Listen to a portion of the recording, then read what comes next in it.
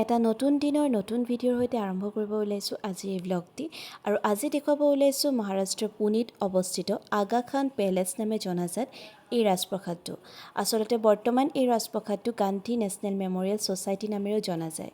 এই ৰাজপ্ৰসাদটোৰ এক অন্যতম বৈশিষ্ট্য হৈছে বা জনপ্ৰিয় হোৱাৰ এক অন্যতম কাৰণ হৈছে বৰ্তমান এই ৰাজপ্ৰসাদটো মহাত্মা গান্ধী আৰু তেওঁৰ সহযোগীসকলৰ সংগ্ৰহালয় হিচাপে পৰিগণিত হৈছে, কিয়নো 1942 চনৰ পৰা 1944 চন পৰ্যন্ত আন্দোলনৰ সময়ত এই মহাত্মা গান্ধী আৰু তেওঁৰ পত্নীৰ লগতে সহযোগীসকলক এই ৰাজপ্ৰসাদটোতে বন্দী কৰি ৰখা হৈছিলে আৰু তেওঁলোকৰ সমাধিও ইয়াতে দিয়া হৈছিলে। গতিকে তেওঁলোকৰ সংগ্ৰহালয় বা মিউজিয়াম হিচাপে পৰিগণিত হৈছে এই ৰাজপ্ৰসাদটো।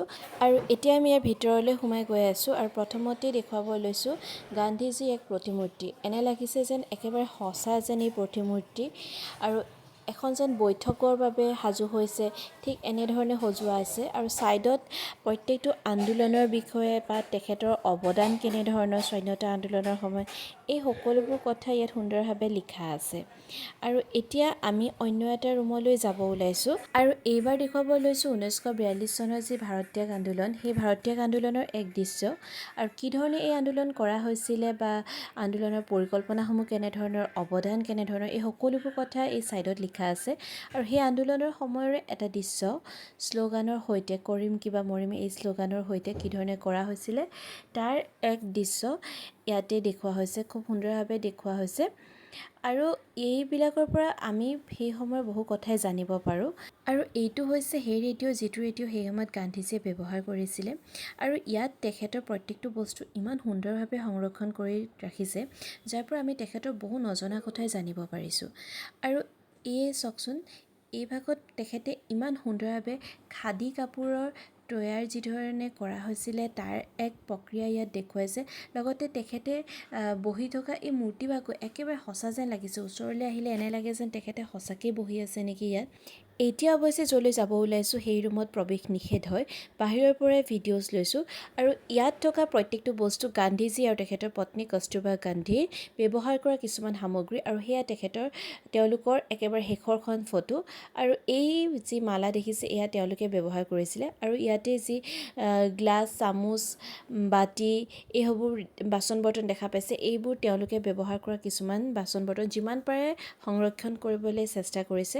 আৰু ইয়াত যি চেণ্ডেল দেখিছে, যি মালা, এই সকলোবোৰ বস্তু তেওঁলোকৰ কিছুমান বস্তু ইয়াত সংৰক্ষণ কৰা হৈছে। তেওঁলোকৰ দুইজনৰ ফটো আছে ইয়াত। আৰু আচলতে এই বস্তুবিলাকে বা এনেকুৱা ঠাইলৈ আহিলে আমি বহু নজনা কথা জানিব পাৰোঁ। লগতে তেওঁলোকে কি ধৰণে আছিলে, কেনেকুৱা বস্তু ব্যৱহাৰ কৰিছিলে, এই সকলোবোৰ কথা আমি জানিব পাৰোঁ। আৰু এতিয়া আমি অন্য এটা ৰুমলৈ আহিছোঁ আৰু এই ৰুমত তেখেতৰ পত্নী কস্তুৰবা গান্ধীৰ জীৱন সংগিনী যি তেখেতৰ বিষয়ে ইয়াত দিয়া আছে। আচলতে এই যি বন্দিত্বৰ সময়ছোৱা 1942 পৰা 1944 সময়ৰ যি বন্দিত্বৰ কালছোৱা, আৰু এই বন্দিত্বৰ সময়ছোৱাৰ ভিতৰতে তেখেতৰ পত্নী আৰু তেওঁলোকৰ যি সম্পাদক মহাদেৱ দেশাই, তেওঁলোক দুইজনৰ ইয়াতে মৃত্যুবৰণ হৈছিলে আৰু তেওঁলোকৰ সমাধিও ইয়াতে দিয়া হৈছিলে। আৰু ইয়াতে কিছুমান ফটোজ আমি দেখা পাইছোঁ, সেই সময়ৰ কিছুমান ফটোজ গান্ধীজীৰ লগতে তেওঁৰ পত্নীৰ কিছুমান ফটো আমি দেখা পাইছোঁ। আৰু ইয়াতে লিখা আছে যে সেই সময়ত কেনেধৰণে চৰকাৰক ৰিকুৱেষ্ট কৰা হৈছিলে তেখেতৰ পত্নীৰ সমাধিৰ বাবে, এই সকলোবোৰ কথা কাহিনী ইয়াত লিখা আছে, সেই সময়ত ঘটি যোৱা সকলোবোৰ কথা লিখা আছে।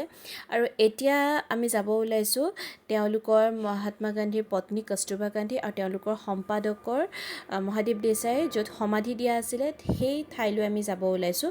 আৰু তেনেতে এজাক কিনকিনীয়া বৰষুণ আহিলে আৰু বৰষুণ জাকৰ বাবে আমি কিছু সময় ইয়াতে ৰৈ আকৌ পুনৰ আমি আমাৰ যাত্ৰা আৰম্ভ কৰিছোঁ। একে ঠাইতে আছে আৰু এতিয়া আমি সেই সমাধি ক্ষেত্ৰ আহি পাইছোঁহি। ইয়াতে তেওঁলোক দুইজনৰ সমাধি আছে আৰু মহাত্মা গান্ধীৰ যি অস্থি, সেই অস্থি আনি ইয়াতে অলপ স্থাপন কৰিছে সমাধিৰ দৰে কিন্তু ইয়াতে মহাত্মা গান্ধীৰ পত্নী কস্তুৰবা গান্ধী আৰু তেওঁলোকৰ সম্পাদকৰহে মৃত্যু হৈছিলে আৰু তেওঁলোকৰ সেই মৃত্যুৰ সময়ত তেওঁলোকক ইয়াতে সমাধি দিয়া হৈছিলে আৰু তেওঁলোক দুইজনৰ সমাধি ইয়াতে নিৰ্মাণ হৈছে আৰু আনফালে গান্ধীজীৰ অস্থিও ইয়াতে ৰখা হৈছে। এনেধৰণে এটা দিন এটা সুন্দৰ পৰিৱেশত পাৰ কৰিলোঁ। চাৰিওফালে সেউজীয়াকৈ ৰখা এই পৰিৱেশটোত থাকি খুবেই ভাল লাগিলে।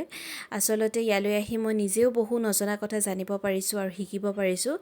যিমান পাৰোঁ দেখুৱাবলৈ চেষ্টা কৰিছোঁ, নাজানো কিমান সফল হৈছোঁ। গতিকে পুনৰবাৰ এটা নতুন পৰিৱেশত নতুন ভিডিঅ'ৰ সৈতে লগ পোৱাৰ আশাৰে আজিলৈ ইয়াতে সামৰিছোঁ।